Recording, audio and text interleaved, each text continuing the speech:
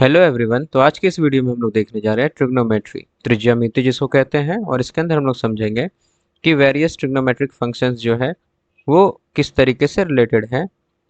तो चलिए हम लोग देखते हैं। यहाँ पर सबसे पहले हम लोग यहाँ पर एक ट्रायंगल ड्रॉ करेंगे, एक right angled triangle. Right angle triangle जिसका एक एंगल 90 डिग्री होता है। यहाँ पर हम लोग इस एंगल को कंसिडर कर लेते हैं कि इसका कुछ भी वैल्यू होगा, इसको थीटा मान लेते हैं। तो थीटा से रिलेटेड जो भी एंगल होता है इसको हम लोग बेस कहते हैं। यहाँ पर इसके ठीक सामने में इसको हम लोग कहेंगे परपेंडिकुलर, और ये जो 90 डिग्री के ठीक सामने वाला साइड होगा इसको हम लोग कहते हैं हाइपोटेनस। अगर हम यहाँ पर एक राइट एंगल ट्रायंगल इस तरीके से ले, जहाँ पर अगर थीटा यहाँ पर होगा तो उस कंडीशन में जो हाइपोटेनस होगा वो सेम ही रहने वाला है। हमारा जो बेस होगा वो चेंज हो जाएगा। बेस हमेशा जो थीटा से रिलेटेड दूसरा साइड है उसको कहते हैं। तो ये हमारा बेस बन जाएगा, और इसके ठीक सामने वाले साइड को हम लोग क्या कहेंगे, परपेंडिकुलर कह रहे होंगे, और ये हमारा परपेंडिकुलर हो गया। अब हम लोग यहाँ पे सारा ट्रिग्नोमेट्रिक रेशियोज को समझेंगे। तो अगर हम लोग मान लेते हैं ये 90 डिग्री यहाँ पे और ये थीटा एंगल का फॉर्मेशन यहाँ पे हो रहा है, तो ये हमारा हो गया बेस जिसको बी से शो करेंगे। ये हो गया हमारा परपेंडिकुलर पी, और ये हो गया हमारा हाइपोटेनस एच। अब हम लोग देखेंगे कि इन सब के बीच में रिलेशंस को क्या कहते हैं। तो सबसे पहला जो रिलेशन होता है इसको हम लोग बोलते हैं साइन थीटा। इसका पूरा नाम SINE है। ये साइन थीटा है, और साइन थीटा को किस तरीके से डिफाइन किया गया है, तो साइन थीटा को हम लोग डिफाइन करते हैं इस तरीके से कि परपेंडिकुलर और हाइपोटेनस का जब रेशियो लेते हैं तो उसको हम लोग साइन थीटा कह रहे होते हैं। वैसे ही अगला जो है हमारा वो कॉस थीटा है। कॉस थीटा को हम लोग कैसे डिफाइन किए, जब बेस और हाइपोटेनस के बीच में रिलेशन लेते हैं तो उसको हम लोग कॉस थीटा से डिफाइन कर रहे होते हैं। तो इसको हम लोग दिखेंगे, शो करेंगे B/H। वैसे ही अगर हम यहाँ पर टैन थीटा ले लें तो टैन थीटा को डिफाइन हम लोग ऐसे करते हैं P/B, मतलब परपेंडिकुलर और बेस के बीच के रिलेशन को हम लोग टैन से डिफाइन करते हैं। तो ये हमारा हो गया P/B। आई होप यहाँ तक समझ में आ रहा होगा। अब हम लोग इसी के आगे और देखेंगे रेशियोज को। अगर साइन का रेसिप्रोकल देखें तो साइन का रेसिप्रोकल जो होता है वो कॉसेक थीटा से डिफाइन किया जाता है। ये P/H था, तो ये H/P के रूप में शो किया जाएगा इसको। वैसे ही कॉस थीटा के बीच के रिलेशन का जस्ट रेसिप्रोकल सेक थीटा होता है, और ये H/B हो जाएगा। टैन थीटा का रेसिप्रोकल हमारा कॉट थीटा हो जाएगा, और ये B/P के रूप में शो किया जाता है।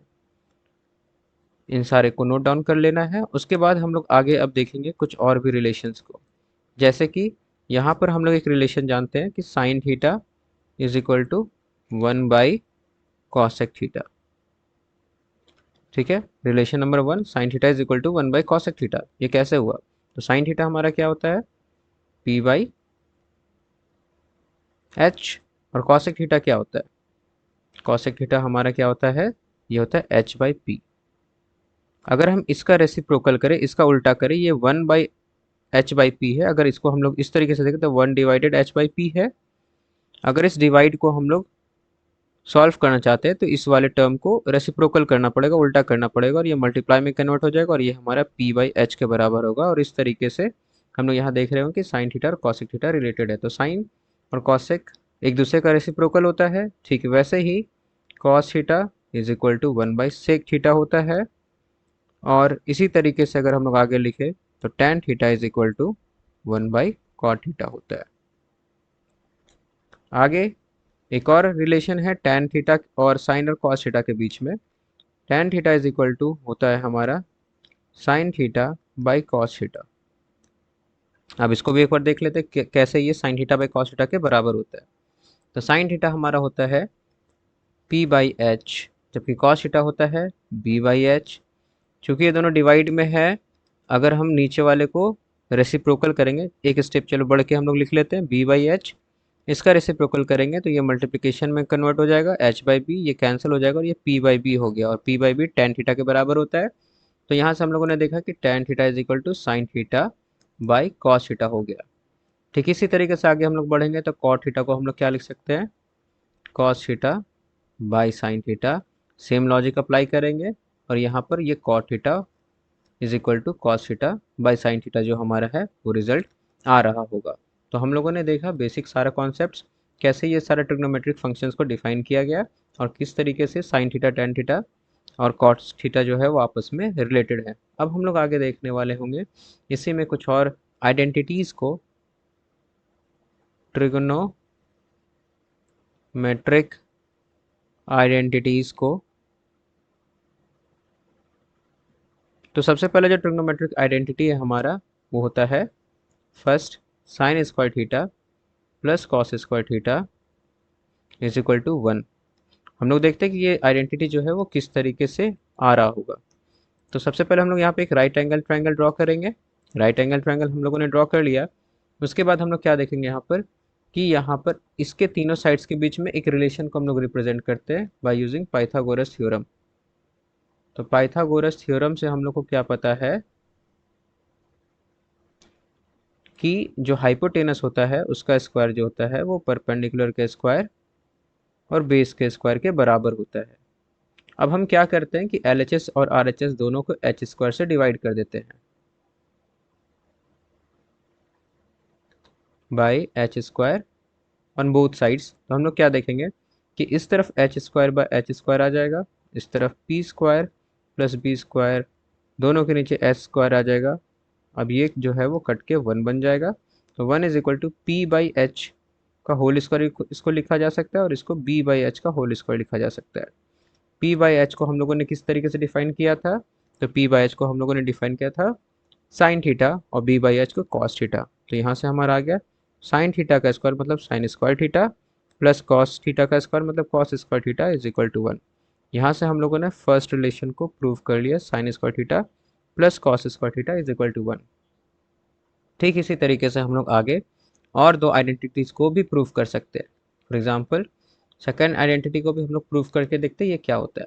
तो हमारे पास में जो गिवन आइडेंटिटी था वो था sine square theta plus cos square theta is equal to 1। अब हम क्या करेंगे कि दोनों साइड इसको डिवाइड कर देंगे, dividing by sine square theta on both sides. तो जैसे ही हम इसके दोनों तरफ को हम लोग साइन स्क्वायर थीटा से डिवाइड करेंगे तो ये क्या हमको देखने के लिए मिलेगा, sine square theta by sine square theta plus cos square theta by cos square theta is equal to 1 by cos square theta. ये कितना हो गया हमारा 1। तो 1 प्लस ओ सॉरी यहाँ पर ये कॉस स्क्वायर थीटा नहीं होगा, यहाँ पर ये साइन स्क्वायर थीटा ही होगा। आई एम सॉरी, यहाँ पे भी ये कॉस स्क्वायर थीटा नहीं होगा, ये साइन स्क्वायर थीटा ही होगा। तो ये 1 हो गया और sign theta by cos theta by sine theta हम लोगों ने देखा था जस्ट कि cos theta by sine theta जो होता है वो कॉट थीटा के बराबर होता है ये। तो हम लोग इसके वैल्यू को यहाँ पे पुट कर देंगे, इसको थोड़ा सा इरेज कर लेते हैं यहाँ पे और ये थोड़ा सा क्लियर हो जाएगा। ये हो गया हमारा साइन स्क्वायर थीटा और ये साइन स्क्वायर थीटा। तो cos square theta by sine square theta क्या होता है, cot square theta is equal to 1 by sine theta क्या होता है? तो हम लोगों ने देखा था 1 बाई साइन थीटा जो होता है वो कॉसेक स्क्वायर थीटा होता है। तो 1 plus cot square theta is equal to cosec square theta. ये हमारा सेकेंड आइडेंटिटी हो गया। ठीक है, याद रखेंगे ये भी सी से है और ये भी सी से है। थर्ड जो हमारी आइडेंटिटी है उसको भी फर्स्ट की मदद से ही हम लोग डेराइव कर सकते हैं। Again sine square theta plus cos square theta is equal to 1 होता है, हम लोग को मालूम है। अब अगेन दोनों तरफ हम लोगों ने इससे पहले किससे से डिवाइड किया था, साइन से। इस बार हम लोग क्या करेंगे, dividing on both side by cos, मतलब हम लोग इसके दोनों तरफ को कॉस से डिवाइड करेंगे बाई कॉस थीटा। जैसे ही कॉस से डिवाइड करेंगे ये हमारा हो जाएगा कॉस स्क्वायर थीटा से डिवाइड करेंगे सॉरी, ये हो जाएगा हमारा sine square theta by cos square theta plus cos square theta by cos square theta is equal to 1 by cos square theta. ये कॉस स्क्वायर थीटा, ये कॉस स्क्वायर थीटा कैंसिल होकर 1 बच जाएगा।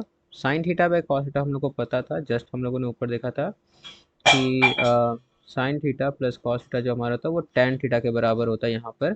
तो इसी को हम लोग यूज़ करेंगे और यहाँ पर देख रहे होंगे तो यहाँ पर हम लोग क्या देखेंगे कि sine theta by cos theta को हम लोग टेन लिख देंगे। चूंकि दोनों पे स्क्वायर है तो होल पे स्क्वायर चढ़ जाएगा, tan square theta plus 1 is equal to 1 by cos जो होता है इसको हम लोग सेक स्क्वायर थीटा कहते हैं।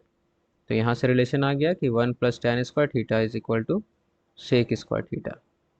आई होप ये तीनों रिलेशन समझ में आया हो कि इसका डेरिवेशन किस प्रकार से किया गया है। अब हम लोग क्या करेंगे, कुछ इंपॉर्टेंट एंगल्स होता है ट्रिग्नोमेट्री के अंदर में जिसको यूज़ किया जाएगा। हाँ, एग्जाम में यही सारे इंपॉर्टेंट एंगल्स आ रहा होगा और इसी के सम या डिफरेंस के फॉर्म में एंगल्स हमारा आता है। तो कुछ इंपॉर्टेंट एंगल्स जो है जिसको हम लोग यूज़ करने वाले थीटा के तौर पे, जैसे कि यहाँ पे ये थीटा हम लोगों ने एंगल कंसिडर किया था।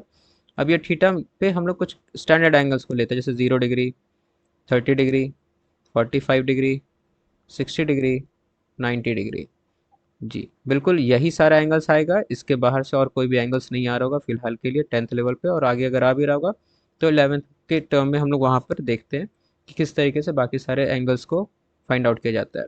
तो इन सारे स्टैंडर्ड एंगल्स के वैल्यू याद होना बहुत ही ज़रूरी है। तो इसको हम देखें कि कैसे इन सारे वैल्यूज़ को याद रखते हैं। तो हमारा, हाँ, डेरिवेशन ही देखेंगे हम लोग सिर्फ समझेंगे कि वैल्यूज़ को ध्यान में रखना कैसे है।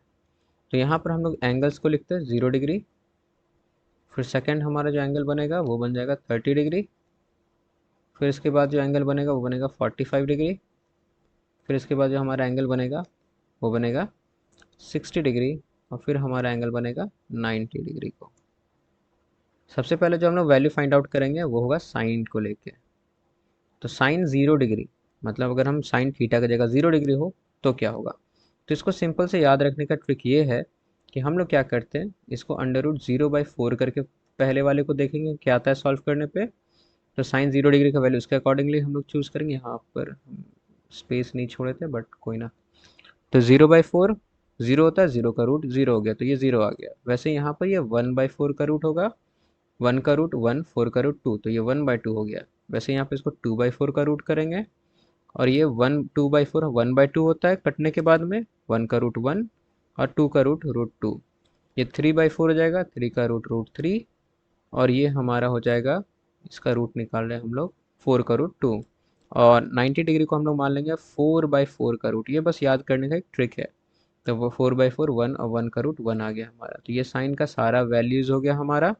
इसी तरीके से हम लोग आगे बात कर सकते हैं, साइन का जस्ट रेसिप्रोकल हमारा होता है कॉसेक थीटा। तो कॉसेक का भी वैल्यू फाइंड आउट कर लेंगे हम लोग इसी तरीके से, कॉसेक। तो कॉसेक क्या हो जाएगा, तो जस्ट रेसिप्रोकल, ये 0/1 है, इसका 1/0 करेंगे। 1/0 चूंकि डिनोमिनेटर में 0 आ गया है तो ये नॉट डिफाइंड हो जाएगा हमारा, नॉट डिफाइंड। 1/2 का रेसिप्रोकल 2, क्योंकि हम लोगों ने बात किया था कि साइन का रेसिप्रोकल जो होता है वो कॉसेक होता है। ठीक है, 1/√2 रेसिप्रोकल √2, √3/2 का रेसिप्रोकल 2/√3, और ये 1 का रेसिप्रोकल 1 ही हो जाएगा। तो हम लोगों ने यहाँ से साइन और कॉसेक का वैल्यू फाइंड आउट कर लिया। अब यहाँ से हम लोग आगे बढ़ेंगे और कॉस का वैल्यू फाइंड आउट करेंगे। कॉस का वैल्यू ऐसा है कि साइन का जो लास्ट का वैल्यू है 1, वो कॉस का 0 डिग्री का वैल्यू हो जाएगा। जो साइन का 60 है वो कॉस के लिए 30 डिग्री का वैल्यू हो जाएगा। 45 ही रहेगा, फिर इसका 30, इसका 60 1/2 बन जाएगा, और ये इसका 0, इसके लिए 90 डिग्री बन जाएगा। तो हम लोगों ने कॉस का वैल्यू बहुत ही ईजिली फाइंड आउट कर लिया सारा। इसके बाद हम लोग बात करेंगे सेक को लेके। सेक जस्ट कॉस का रेसिप्रोकल होता है, तो ये 1 है, तो ये 1 का रेसिप्रोकल 1, 2/√3 मतलब 2, ये 2/√3 हो जाएगा। इसका रेसिप्रोकल √2, ये 1/2 का 2, और 0/1 का रेसिप्रोकल 1/0 जो कि नॉट डिफाइंड हो जाएगा। तो हम लोगों ने यहाँ से साइन, कॉस, कॉस सेक और सेक का एंगल्स फाइंड आउट कर लिया।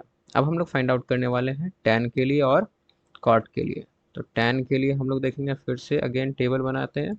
ये 0 डिग्री हो गया, ये हमारा हो जाएगा 30, 45,